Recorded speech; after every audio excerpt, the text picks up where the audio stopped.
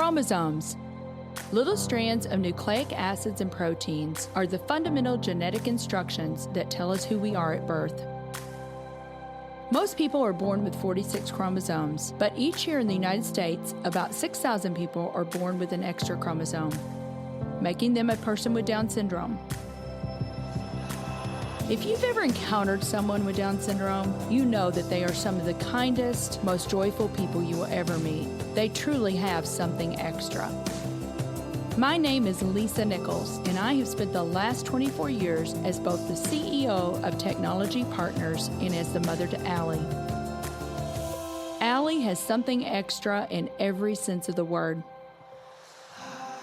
I have been blessed to be by her side as she impacts everyone she meets. Through these two important roles as CEO and mother to Allie, I have witnessed countless life lessons that have fundamentally changed the way I look at the world. While you may not have an extra chromosome, every leader has something extra that defines who you are. Join me as I explore the something extra in leaders from all walks of life and discover how that difference in each of them has made a difference in their companies, their families, their communities, and in themselves.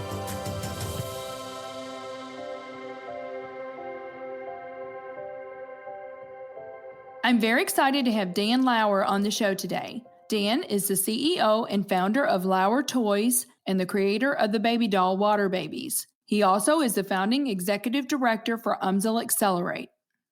Dan, I am absolutely thrilled to have you on the show today. Thank you so much for making the time.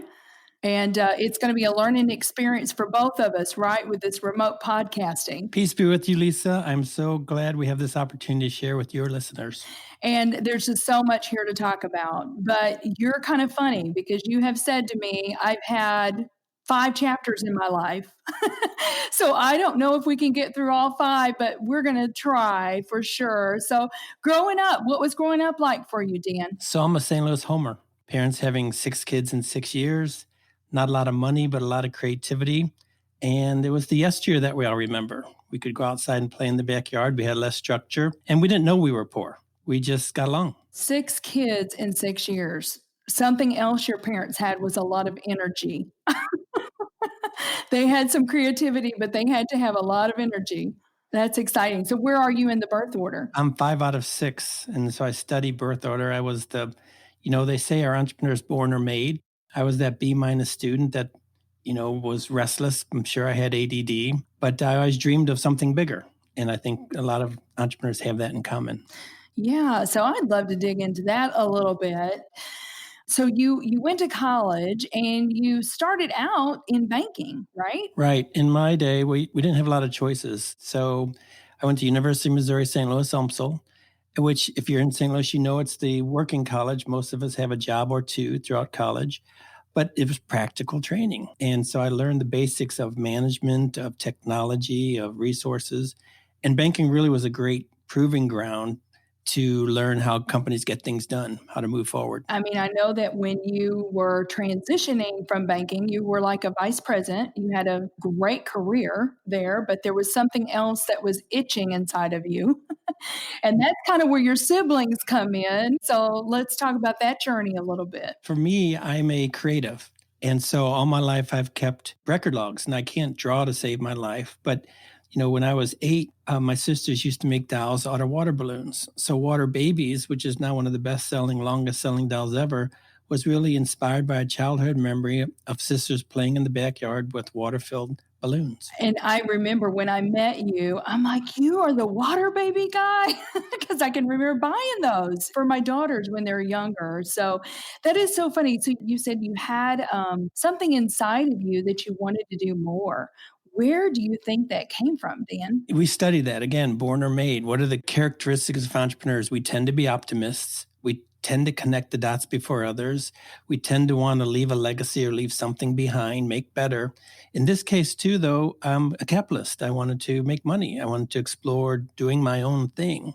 And Waterbabies represented an opportunity to I watched Cabbage Patch happen. I watched Pound Puppies happen. It was a fashion industry. And we talk about ecosystem, and there was no internet back in the day. And truly, this was a mind to market by enrolling others in my dream by being very intentional about it. You made your first prototype, did you not? You did your own prototype, right? It took you 3 years and 700 rejection letters because you were going after a Mattel or Hasbro. You were going after one of the big toy companies, right, to pick this up? Like most inventors, I wanted $1 million check for Mr. Mattel and a 5% royalty, and I found out quickly there is no Mr. Mattel. And so these companies get thousands of letters a week from undiscovered first-time inventors.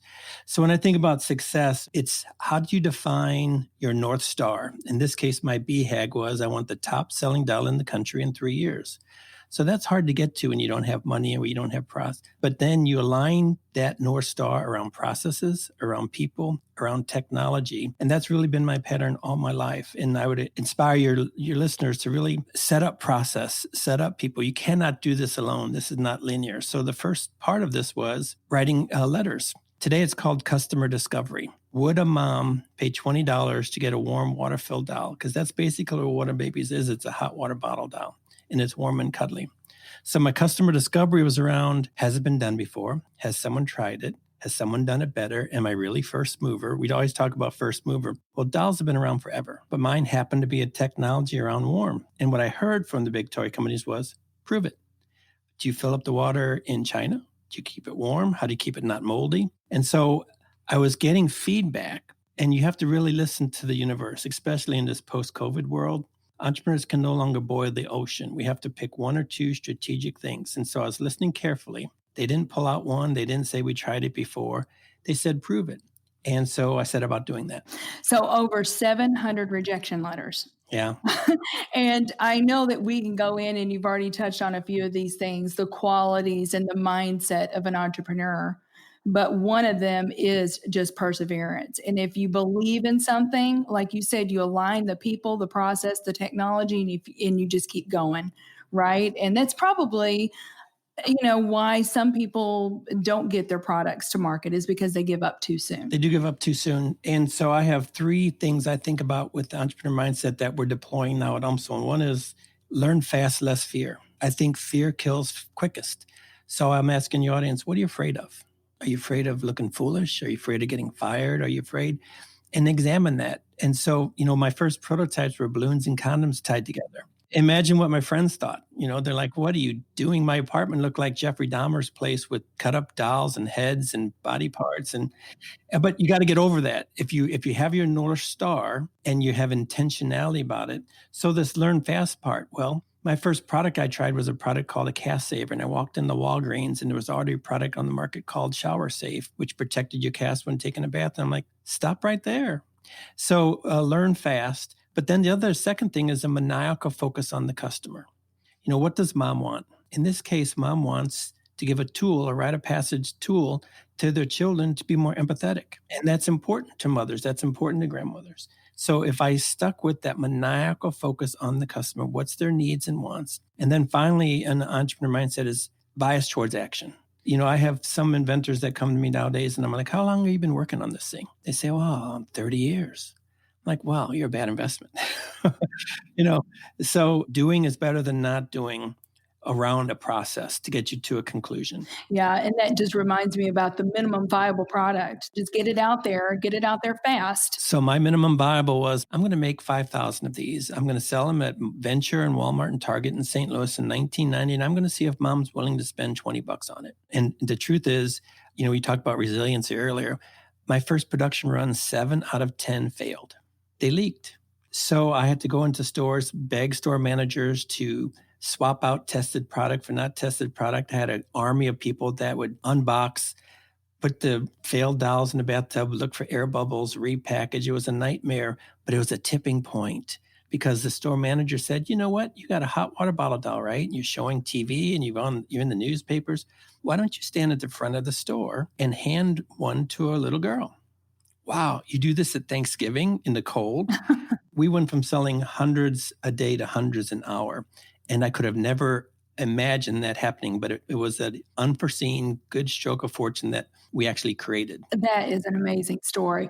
Now, today, I don't know exactly, but I think it's somewhere around 25 million of these have been sold. Is that still accurate? 24.7 to be exact. But you know what? Our best days are ahead of us. So I credit that to my work at UMSL to think about purpose, cause marketing, and we have great things in front of us there. I'm excited to get into that.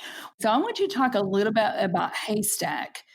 I know that I read about that and I'm like, Haystack. You were trying to find needles in the haystack with that, and that's where the name came from, right, Dan? I lived the entrepreneur American dream for the good and the bad. I noticed that, once the success of Waterbabies happened, we're in the Wall Street Journal and People Magazine and on CBS News. And in St. Louis, that means for some reason more attractive girls wanted to date me. But every inventor in the Midwest and the country wanted to see me because now I had something important. I had senior management access to Mattel and Hasbro. And so I could take your idea, we could plus it up, and I could have it shown. Well, what a horrible process, even for someone successful. You sit in a room with a dozen suits and they press a button and you go through the floor if it doesn't work. And so I thought, trust the genius in others. I saw brilliant, original, creative stuff. And so Haystack Toys, we did a thing called the Great American Toy Hunt, which was a road trip, kind of like Antique Roadshow meets I Want to Be a Millionaire. We generated billions of media impressions, found tremendous toys, and yet in 2.5 years, the company failed. So why do you think it failed?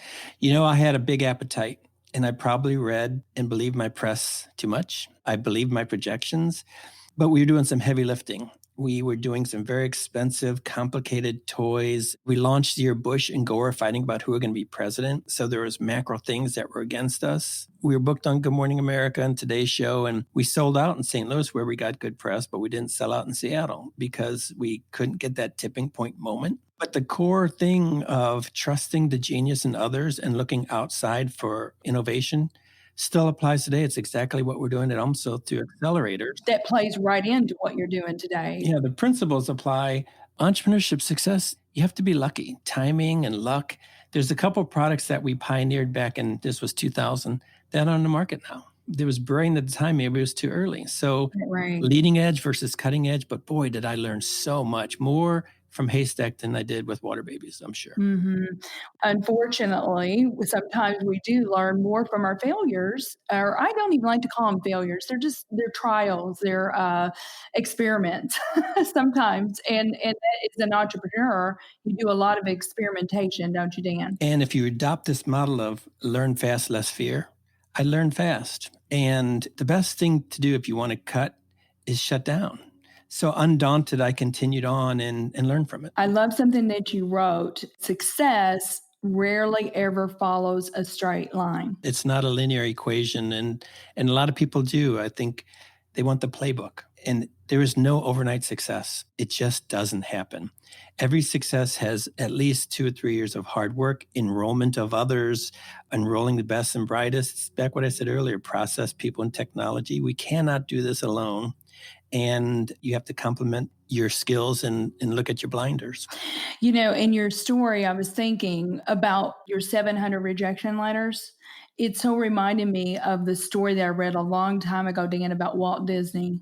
I think he went to over 500 banks to get someone to say and to believe in his idea of Disney World, and was rejected, but he just kept going and believed in that. So most successful entrepreneurs have a strong process, have very strong branded language, and are resilient. But he was also getting enough feedback to say, keep trying. It's not your parents or your family telling you to keep trying. You do have to get outside on customer discovery to truly get objective feedback. If it really doesn't work, if the universe is saying it's been tried before, it's been done before, then maybe the best thing to do is stop. I have a process of time and money, and I was getting enough good signals, listening closely, because you want to de-risk this. The other thing that happens, I get people coming to me and saying, wow, I'm getting a divorce. I've got a second mortgage on my house, and I've got these 10,000 products in my basement. And they didn't look at the competition. They didn't study the market. It's a balancing act of listening to the universe as well as being very intentional and resilient about your vision. Definitely. Great advice. Well, we're going to take a quick break and then we'll be right back with Dan Lauer. Let's face it, the future is mobile. There's a good chance that you are listening to this show right now on your phone. Have you explored how you can move your business mobile too? Our mobile apps team at Technology Partners makes it their mission to move our clients into the hands of their employees and customers and change their business processes to meet the demands of their users. Let's work together and build a dynamic mobile app for your team. Go to tpi.co/mobile apps and get the conversation started about how we can help you get your new application off the ground. So, Dan, after 27 years of being in the toy business, how are you keeping it fresh? Amen. So we get to every price point, $5, $10, $15. I take 10% of every dollar I receive in what I call a blue sky, blue ocean fund. So we have dolls that stay warm. We have dolls that can hold your hand. But the big thing is, and it's kind of linked to COVID, is entrepreneurs tend to be busy, trying to boil the ocean. And with Waterbabies, we're like, what really moves the needle? And hopefully in a second, we're going to talk about UMSL. But I got to thinking, what is the purpose of Waterbabies? What's the calling of Waterbabies? Waterbabies is 80% water. Humans are 80% water. And in my work at UMSL, everyone does, hey, I want to give 10% to this charity and I want to do this and that. Well, to do that right, it has to be authentic. And so I started thinking Waterbabies loves clean water. And long story made short, there's a company called Charity Water in New York that's doing amazing things. Scott Harrison, he wants to solve the water crisis in our lifetime. Well, what an authentic cause marketing related thing that it hits me in my core. So in 2021, we hope to come out with Waterbabies Loves Clean Water and make hundreds of Waterbabies wells all around the world to end this crisis. Yes. Oh, that would just be phenomenal. Clean water is paramount. And we've even talked about that in COVID. It's like people that don't have clean water, how can they even sanitize properly, much less, clean drinking water? So, Dan, that's a nice theme, but how do you put that into the product? How do the dots connect there? To really move the needle, I want it to be audacious. And so today, if you know what a jerry can is, a jerry can is a yellow or red big bucket that carries diesel fuel or dirty water. And women in remote, hard parts of the world carry these big jerry cans on their shoulders or heads 3 hours a day, which means they can't teach, which means they can't cook, which means they can't train their children. And so today a customer thinks, ooh, it's dirty. Well, a Waterbabies doll is you fill with warm water, and today we have a pink little funnel that fills it up. We're going to use a yellow jerry can. Now imagine a sweet little water baby next to a dirty jerry can. That requires explanation, and it's audacious. And so we're going to give this a try because it's a way of getting our story out and literally mixing it into the product, which is much more than just a slogan. It's at its core. It's how Waterbabies are filled up. And we're going to take a chance. Any way that we can get involved in that and our listeners, I think it's awesome. So let's pivot and talk about what you're doing today, because I think what you're doing today is so amazing. And you are running the Accelerate program at UMSL. I had read something, Dan, you say that 70% of students that graduate from UMSL end up staying in St. Louis. And I think that's a really important part because we want homegrown companies here, do we not? What I love about UMSL is it's a practical education, nursing, business, education, arts and sciences. If you're from St. Louis, you know that UMSL means you probably don't have a 34 ACT, you probably don't have a silver spoon, and you probably have a job or two. And so these are serious students. How I came to be at UMSL was, I read a book called Halftime, and that's, how to go from success to significance.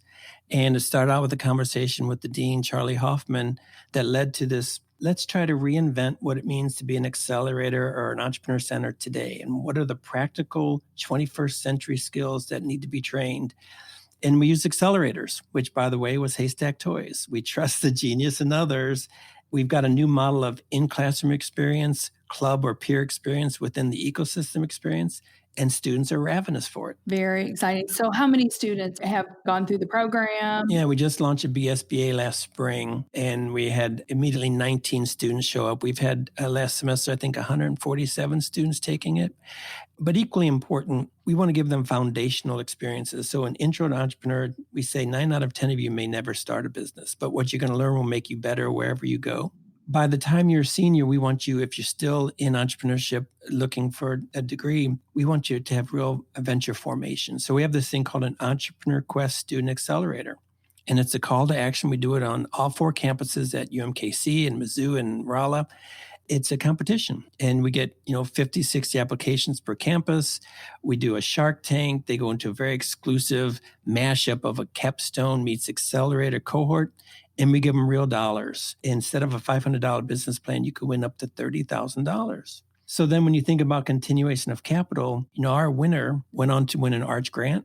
Then once that happens, maybe you should get into an accelerator and really use this robust St. Louis ecosystem that we have to then attract real vendors with real technologies to really move them farther faster. And so who wants to get on an airplane to go to an expensive East Coast school today? So could be that answer, that void to fill with practical education that teaches hard skills, 21st century skills. I never thought I'd be in the education business, but man, it's great to see when light bulbs are turned on and seeing these students overcome this nonlinear process. Well, I tell you what, you're a great guy to be that person, Dan, because I know you've just got so much experience. And I'm just thinking, there was nothing like this when we were all starting our businesses, were there?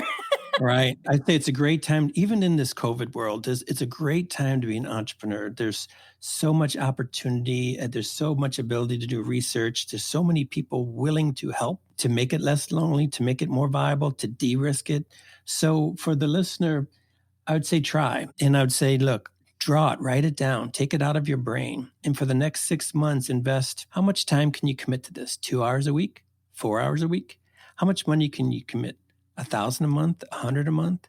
So in 6 months, try to come with an MVP, a minimum viable, to see if there's a there. And I think this is a great time to reflect, to reset, to consider, to inquire. And maybe it's a go, maybe it's not, but it's a wonderful experience either way. Yes, I could not agree more. Well, this is something extra. So I want to talk about maybe something extra in one of your team members or even one of your students. The something extra I always look for is attitude. Are you a self-starter? Are you curious? And, at UMSL, we had Tomas and Ala. Both were MBAs. Both could get paid more somewhere else, but they believed in the vision. And they were the people we enrolled. And when you get that something extra, the whole organization moves farther faster because you've got people that are passionate, that want to be there. And so I think that's my success all my life, was enrolling others in this game. And if you have a strong enough BHAG, you do that. But I enroll for the skills come later. I hire for culture. Yes. And I just think about Herb Keller. That's what he always said too. He hired for attitude, trained for skills. Anytime you're sitting in an airplane, and many don't want to today, but it's that heart. This is love. Well, how much more pure and basic can you get? So he is absolutely the model of culture. And most leaders, you too, you build your organization around culture and trust. Without it, doesn't really matter. Right. I could not agree more with that. Great advice. Well, what do you believe, Dan, is something extra that every leader needs? I was listening to some of your episodes, and all these entrepreneurs, all these leaders have a strong branded language. They have a lexicon.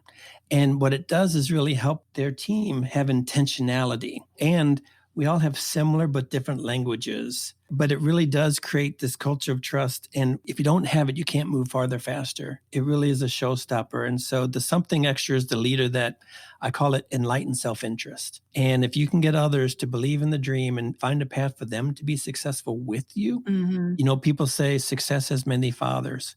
Well, amen. And if 30 people take credit for Waterbabies happen or 60, great. And thank you. Otherwise, it just remains an idea. Yeah. Oh, this has been so good.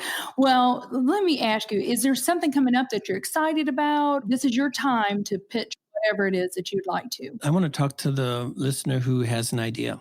And I would say, take it serious and draw it, put it on a PowerPoint, make it happen, and surround yourself with process, people, and technology. Now, I do have to plug UMSL. There's never been a better time to go get a great education at a good cost, and we're local. But for the yearner, for the seeker, what does it say? A goal without a deadline is a dream. Really focus validate it and take it serious. So my action today is, if you dreamed about this, in the next 30 days, do something about it and follow up. I'm out there in the world. I'm happy to, we have an entrepreneur in residence program, bring it on. And there's support in the world for you. 90% of it is showing up. So show up and the world will provide. That is great advice. And to your point, Dan, people are so willing to help. They want to see people succeed. We want to see one another succeed. So if there is a way that you can help or I can help, but people have to lean in. We certainly can't read minds, and we don't know what's going on inside of them, right? Unless they reach out and say, I need help. It's still Darwinian. You know, any class, any group of 50, you'll remember 5 of them. So the people that raise their hand, that be the light you want to see in the world attitude, and that's who I want to play with. So let's play. Absolutely. Well, this has just been so much fun. I just know that all your insights and wisdom is going to help our listeners. And so thank you so much, Dan, for taking the time to be on the show today. Keep doing what you're doing. Thank you for listening to today's show. Something Extra with Lisa Nichols is a Technology Partners production. Copyright Technology Partners, Inc., 2019. For show notes or to reach Lisa, visit tpi.co/podcast. Don't forget to leave a review on Apple Podcasts, Google Play, or wherever you listen.